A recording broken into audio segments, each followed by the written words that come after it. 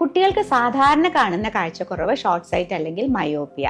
അതിൻ്റെ അർത്ഥം ദൂരത്തേക്കുള്ള കാഴ്ച കുറവാണെന്നാണ്. ഇവർക്കുള്ള ചികിത്സ കണ്ണടകളാണ്. ഈ കണ്ണടകൾ ഇപ്പോൾ പുതിയതായിട്ട് വന്നിട്ടുണ്ട്. അതിലൊരു 60% പ്രൊട്ടക്ഷൻ കൊടുക്കാൻ സാധിക്കും. അതായത് മയോപ്പിയ അല്ലെങ്കിൽ ഷോർട്ട് സൈറ്റ് കൂടാതെ ഇരിക്കാൻ 60% വരെ പ്രൊട്ടക്ഷൻ കിട്ടും. ഈ 60% എന്ന് പറഞ്ഞാൽ നമ്മൾ ഉദ്ദേശിക്കുന്നത് 100 ആൾക്ക് കൊടുത്തു കഴിഞ്ഞാൽ 60 പേർക്ക് ആ ഷോർട്ട് സൈറ്റ് പ്രോഗ്രസ് ചെയ്യില്ല എന്നുള്ളതാണ്.